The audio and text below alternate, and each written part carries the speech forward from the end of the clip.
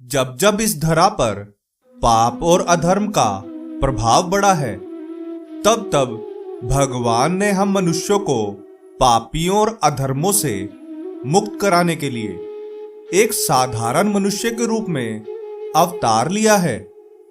भले ही उनका अवतार एक साधारण मनुष्य के भांति हुआ हो, परंतु उनकी मृत्यु साधारण बिल्कुल भी नहीं थी, क्योंकि इस मृत्यु लोक पर जिसने भी जन्म लिया है उसकी मृत्यु निश्चित है, फिर वह चाहे भगवान ही क्यों ना हो। द्वापर युग में शेषनाग के अवतार बलराम या बलभद्र के बारे में तो आप सभी को ज्ञात ही होगा। आज का यह वीडियो उन्हीं की मृत्यु के बारे में है।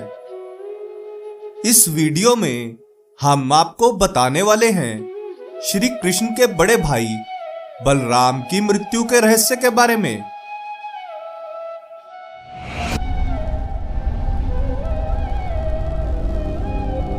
प्रणाम मित्रों, ज्ञान और वैराग्य चैनल में आपका बहुत स्वागत है।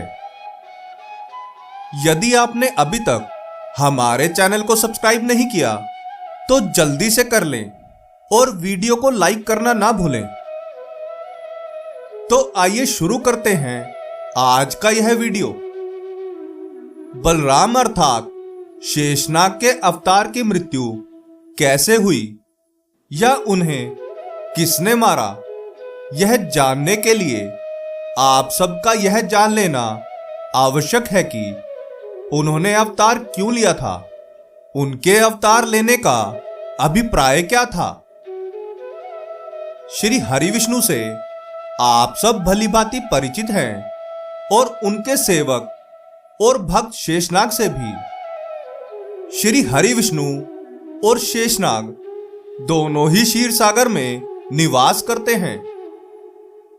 जब श्री हरि विष्णु ने त्रेता युग में श्री राम अवतार लिया था, तब शेषनाग उनके छोटे भ्राता लक्ष्मण के रूप में अवतरित हुए थे। और जब श्री हरि विष्णु द्वापर युग में श्री कृष्ण के रूप में अवतरित हुए थे, तब शेषनाग उनके बड़े भाई के रूप में अवतरित हुए थे।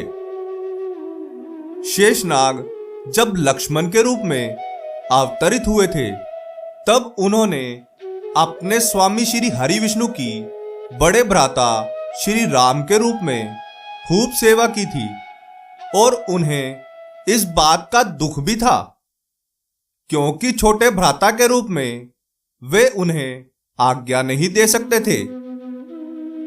आज्ञा से तात्पर्य है कि लक्ष्मण श्री राम को कोई ऐसा कार्य करने से नहीं रोक सकते थे जो उनके लिए कष्टदायक सिद्ध होता था।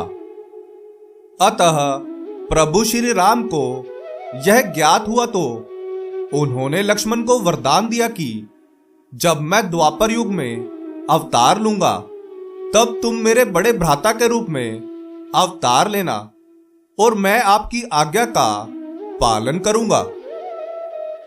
उसी वरदान के प्रभाव से जब श्री हरि विष्णु ने द्वापर युग में श्री कृष्ण अवतार लिया, तब उनके अवतार लेने से पूर्व ही शेषनाग अवतार ले चुके थे और श्री कृष्ण जहां भी जाते, जो भी कार्य करते, उनके साथ ही रहते थे।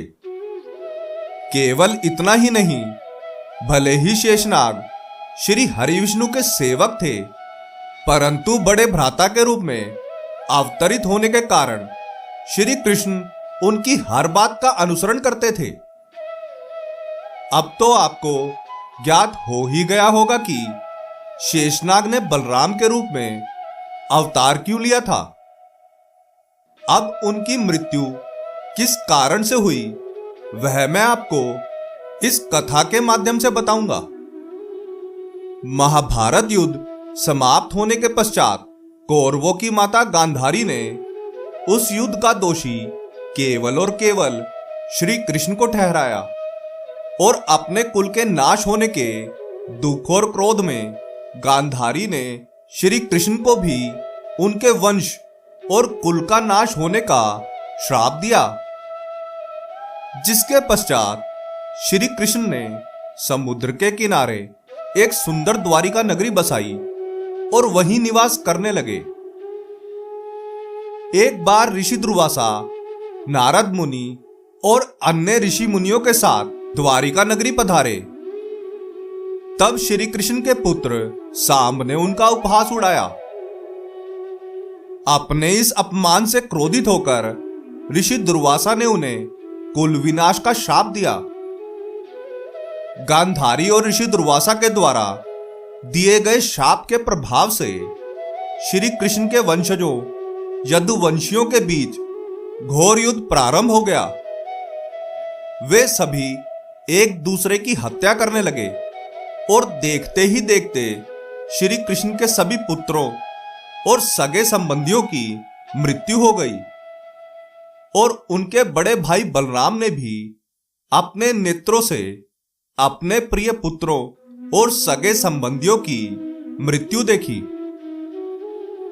अपने प्रियजनों की मृत्यु से दुखी होकर बलराम जी समुद्र के किनारे एक वृक्ष के नीचे बैठकर तपस्या में लीन हो गए। जब श्री कृष्ण उनके समीप पहुंचे तो उन्होंने देखा कि उनके बड़े भैया बलराम के मुख से एक श्वेत सर्प निकला, जिसका आकार एक पर्वत के समान था और उसके अनेकों फन थे, और वह सर्प समुद्र में विलीन हो गया। जब वह विशाल सर्प समुद्र में विलीन हुआ, तब समुद्र देवता उनकी अर्चना कर रहे थे। इस प्रकार बलराम जी ने अपने प्राण त्यागे। शेषनाग के अवतार बलराम जी की मृत्यु का कारण उनके अपने परिजनों की मृत्यु का शोक ही था। और केवल इतना ही नहीं, उन्हें यह ज्ञात हो चुका था कि अब उनके प्रभु भी अपने प्राण त्यागने वाले हैं।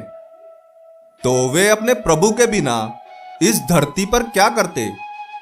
इसलिए उन्होंने अपने प्रभु श्री कृष्ण के प्राण त्यागने के पूर्व ही अपने प्राण त्याग दिए। श्री कृष्ण भी बलराम के प्राण त्यागने के बाद अपने पैर में लगे बाण को आधार बनाकर धरती लोक को छोड़कर क्षीर सागर में चले गए। यदि आपको हमारी यह कथा अच्छी लगी हो तो वीडियो को लाइक करके हमें प्रोत्साहित जरूर करें। आशा करते हैं कि हमारी प्रस्तुति आपको काफी पसंद आई होगी।